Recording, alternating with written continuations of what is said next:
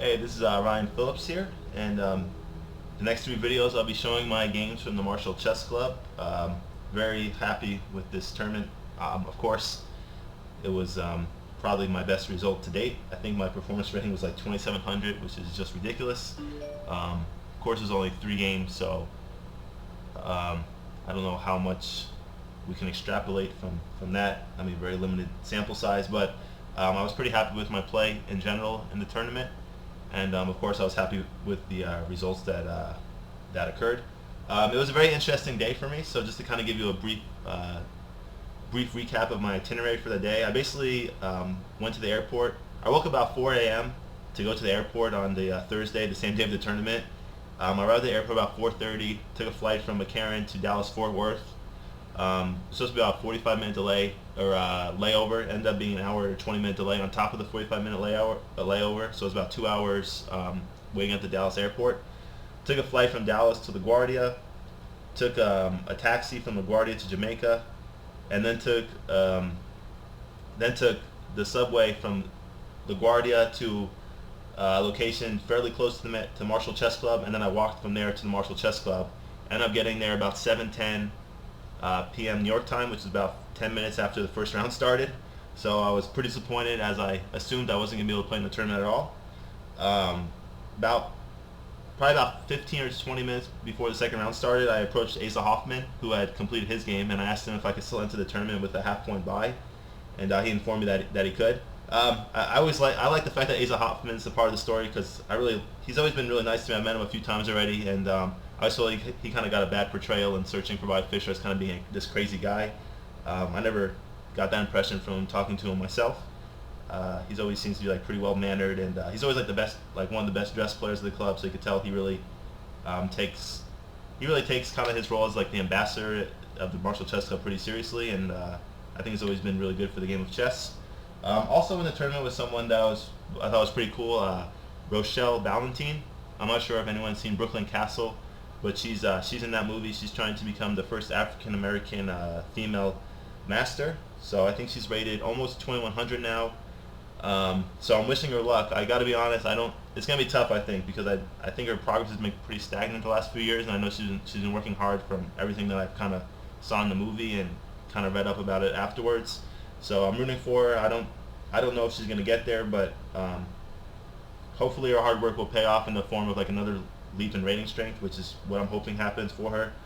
So but it was cool. I thought to just play in the same tournament as her. I was also hoping that Justice Williams would be there. He was also featured in the movie. He was kind of the best player, and I know he comes to the Marshall every once in a while, so I thought it would be cool if I got to play him or someone like that. But of course, I can't be disappointed with who ended up playing. But the whole experience was just really cool.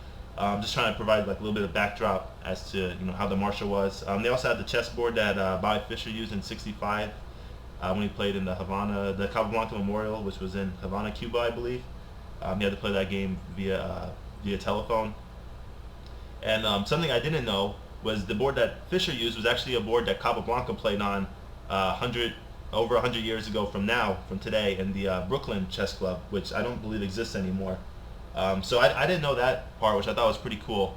I tried to study the board pretty closely because I know that Fischer was of course very particular about what kind of chessboard he used, and I noticed the board actually wasn't that as perfect as I was expecting. It seemed like some of the squares actually kind of bled over into other squares a little bit, like the corners weren't perfect, whereas it would be a dark square and a light square. It looked like the squares were a little off.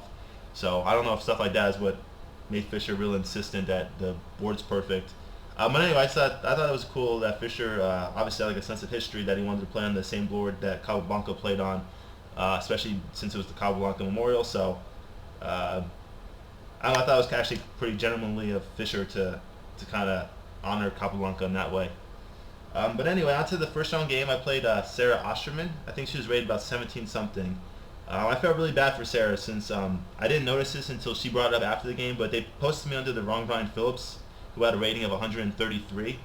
And after the game, Sarah said, "Your rating's 133," like kind of in a quizzical manner. And I said, no, I didn't really know what she was talking about at first. And then she took me over to the wall pairing where it showed my rating, and I apologized because obviously if you're expecting to play someone 133, and I'm playing over 2,000 strength, I could see why that would be, I know you're not supposed to care about your opponent's rating, but still, She was obviously expecting someone a lot lower rated strength than I was playing in the game. So I made sure to tell the TD to adjust that for me, and he adjusted my rating to the right rating, but he ended up spelling my name incorrectly. So it's kind of an inconvenience getting my name and my rating situated correctly. But anyway, Sarah was a good player. I was trying to figure out how old she was. She looked like she was like 12 or 13, but then she had like a boyfriend there. So I'm thinking she was either older than I thought or she was really young to have a boyfriend. But anyway, she was a good player, and I was happy to get this win because without this game, obviously the rest of the tournament wasn't possible. And since I missed Royce's birthday celebration on Sunday, before I had left, I decided to play the Budapest Gambit, which I really don't like this opening at all the more I play it. So anyway, here's the game. D4, knight f6, c4, e5. Sarah took, d takes e5, knight g4. And Friday and I have actually been talking about this opening a little bit because Ron Gross was trying to encourage Friday to play this opening. And Friday said something that was pretty profound to me. He basically said that the only idea that black has in the opening is to regain the pawn on e5. So really it's not really even like much of a gambit line because you're not really going for any kingside attack unless you're... There are some lines where there's very crushing attacks if white chooses to try to hold on to the pawn, for example. But if white just like develops normally, basically all black does is get the e5 pawn back. If they don't fall into the smothered mate trap, which most reasonably good players aren't going to fall into that in a long game. Maybe in a blitz game it could work. I fell for that trap myself against my friend Josh. Gosh, it must be like Josh, it must have been like 8-10 years ago now.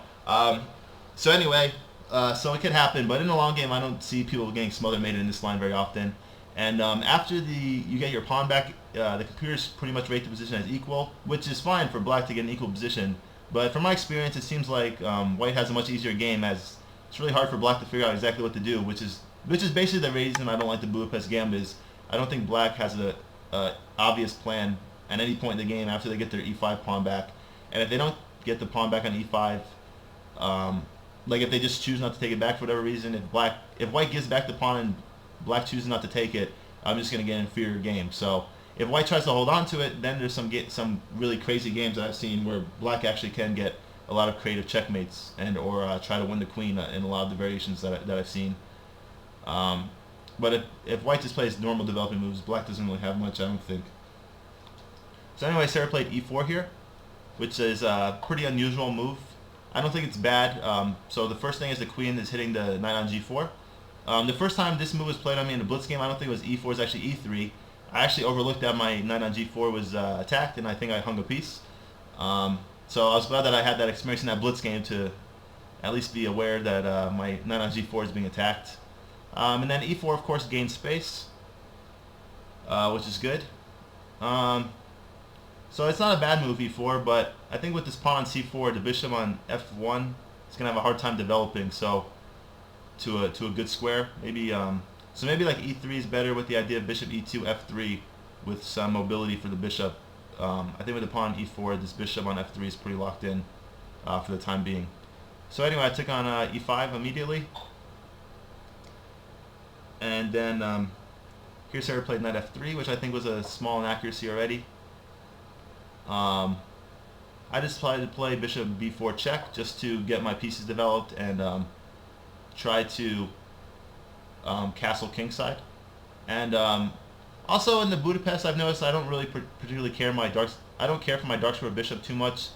It seems like even when the bishop goes to c5 after I play pawn to d6, which seems almost necessary at some point to get the light square bishop in the game, this bishop on c5 gets attacked pretty easily and it really doesn't do anything too great. I mean, maybe with the pawn on e4 versus e3, it could be a better piece than I thought during the game. But I usually have problems getting this bishop onto a good square. So anyway, I saw bishop d2 here. So I took with the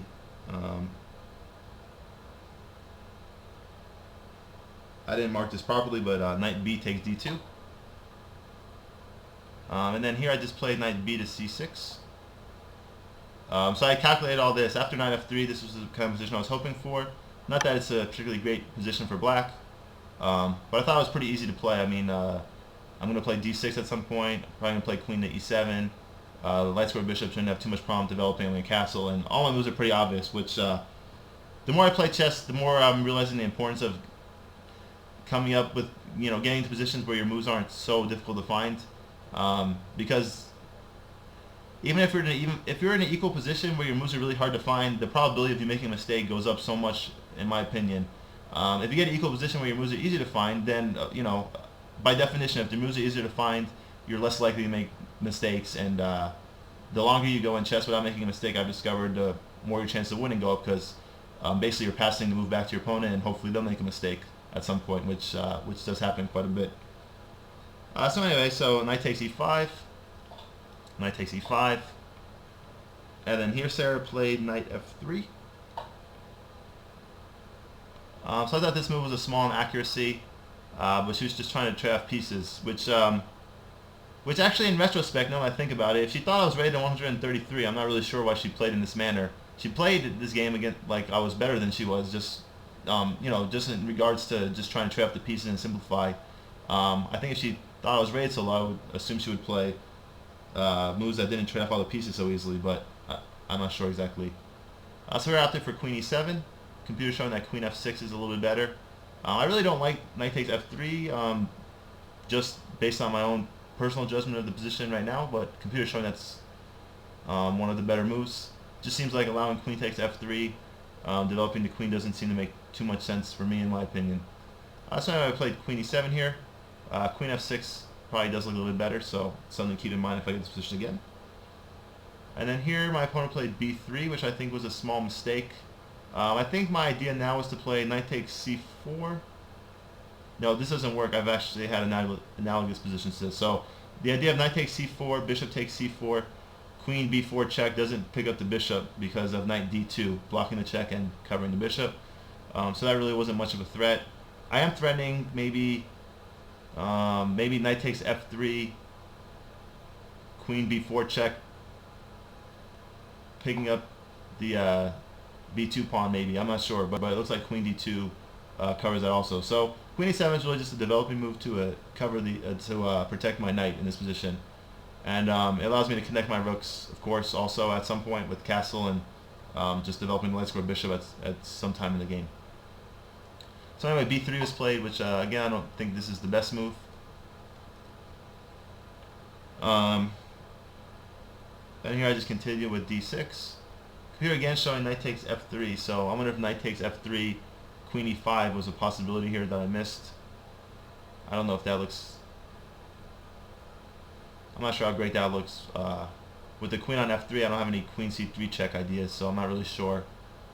I'll have to look at this in more depth. I'm not really sure. Let's look at why computer like knight takes f3, queen takes, queen b4 check. So that's pretty strong then. Queen b4 check looks good. King d1. Yeah, this looks good for black, definitely. Alright, so I missed this idea of just knight takes f3 here would have been a good move. I wonder if this computer even like queen takes? G takes, yeah, G takes is better. And then I guess now if I play queen b4 check now, probably just queen d2 looks good. So I guess this looks better though for black. Double pawns don't look particularly good in this position. And I don't think I have to worry about the half-open g-file too much. I think I should be able to just castle and be okay there. Alright, so anyway, I played d6 here, which I also think is a fine move. And here my opponent played bishop e2, castle, castle, and then I don't know, I just thought my position was just a little bit easier to play because I thought my light square bishop would be better than my opponent's light square bishop, and I thought the e4 pawn is a potential weakness. So all in all, I was happy with the way the opening went, but again, I mean, it's really hard for black to do anything in these middle games. Luckily for me, my opponent played e4 instead of e3, so at least I had something to hit, some target that I could try to work on. But I think if this pawn's on e3 rather than e4, I think the rest of the game probably could have very easily have gone the exact same way. And I would have had absolutely no targets to hit at, so I don't know. Yeah, the more I look at these like Budapest lines, the less impressed I am by them, by the kind of position that black gets. Um, I don't know. Maybe if you want to struggle for a draw from the middle game to the end game, if that's kind of your style, maybe I see why this is good. Um, Otherwise, though, I'm not really sure what black is getting in compensation for the for the gambit. And it just seems not that easy to play, in my opinion. Um, so bishop d7, which I thought was a good move, just to try to put the bishop on c6 and hit this e4 pawn. So queen c2, which I thought was a logical move, just protecting the e4 pawn and connecting the rooks. Here I played knight takes f3.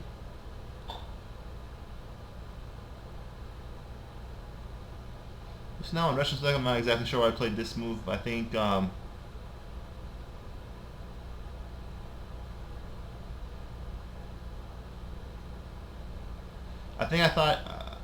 was thinking it might be easier to attack the e4 pawn in this manner, and I saw some ideas with f5, believe it or not, after the bishop goes to c6, where I was going to triple up my opponent's pawns.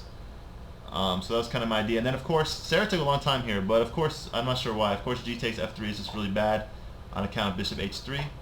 And then you have to go with the exchange. If you move the rook, for example, then queen g5 is going to lead to it's going to lead to mate next move. So king h1 and then queen g2 mate. So yeah, I have no idea why she took any time at all. I really thought she was going to play g takes f3 at one point, to be honest, just the fact she took so long. Anyway, bishop takes f3.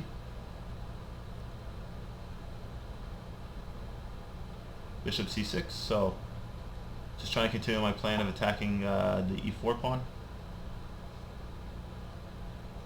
Rook fe1.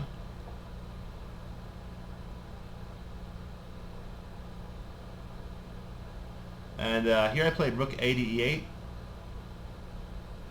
And I thought I could play f5 next move, but then I saw something that made me realize I couldn't. I can't recall now why. So basically my idea, I can't recall, but I thought if I played rook fe8, I couldn't play this f5 move for some reason. There was an important difference, which I wish I could remember at the moment.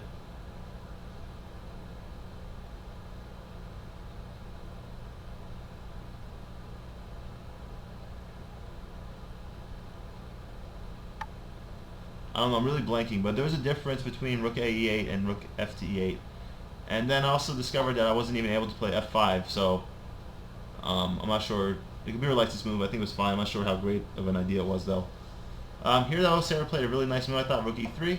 And I thought this was a good move. Now these f5 ideas don't work anymore because white can just take, and now the e3 rook is protected adequately by this pawn at f2. So my idea before with the rook on e1 was I was going to try to take advantage of my opponent's weak back rank with f5. But after rook e3, all those problems are solved. So I thought this was a very nice move. So here I played queen f6. So I'm attacking the rook on a1, which isn't much of a threat since this rook wants to move anyway. So we saw rook a d1. And here I played rook e5. So here I was thinking maybe I could try for some kind of a kingside attack. I wasn't quite sure yet. I guess it depends on what my opponent did. And I still have some illusions of playing f5 actually at some point. It might not seem possible now with the queen on f6, which it isn't, but I guess you'll kind of see in the next few moves how my idea, what the point of my of playing this rook e5 move is. Here my opponent played queen b2, which I think was a mistake. I think the idea was just to play b4 and b5 and try to kick this bishop around. That's the only thing I can think of. And then also maybe take advantage of some pins on this with the rook on e5. There's actually a line I was looking at in a few moves that was pretty interesting.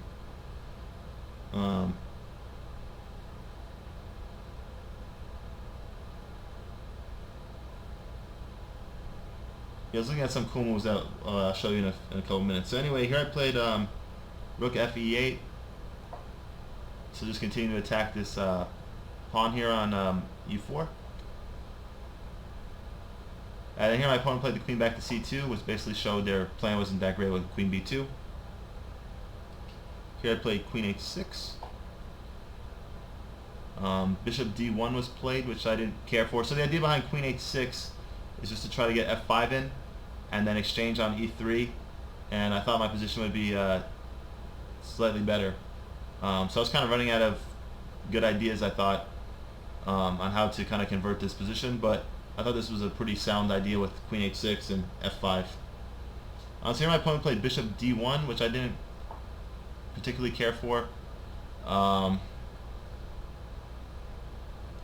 think the idea is to play queen e2 or queen d2 even, and bishop c2. I'm not sure exactly. So yeah, I think this was a pretty significant mistake. So I played f5, e takes,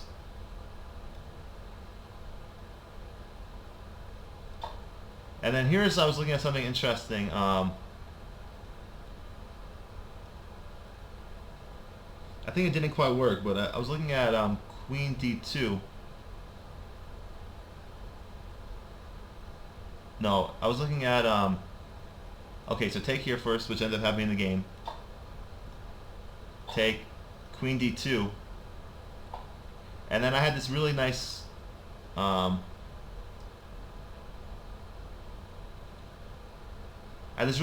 I was going to play rook g3 here actually in this position, which I thought was pretty cool.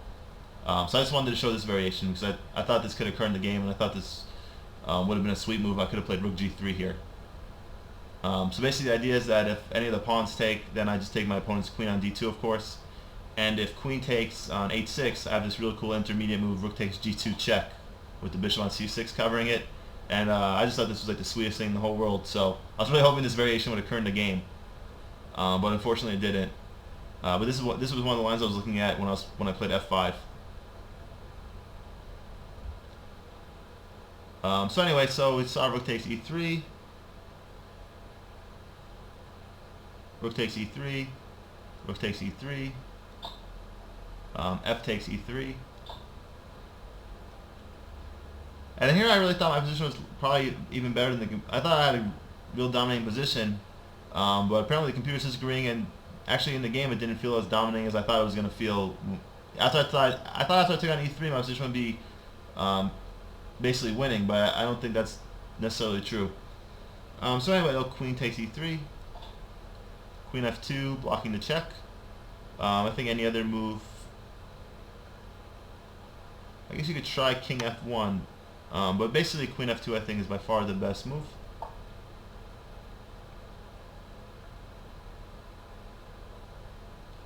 And here I played queen d3, which I think was a mistake, because I think I really like bishop c2 for my opponent, and interestingly my queen's actually almost pretty close to trapped in this position. I only can move it to c3 after bishop c2.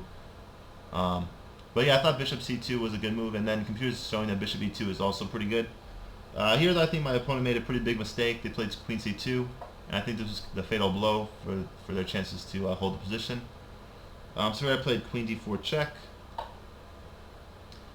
king f1, bishop e4, and then my opponent played the move I was hoping they would play. They played queen e2 here, which is obviously a very bad mistake. I think queen c1 was forced.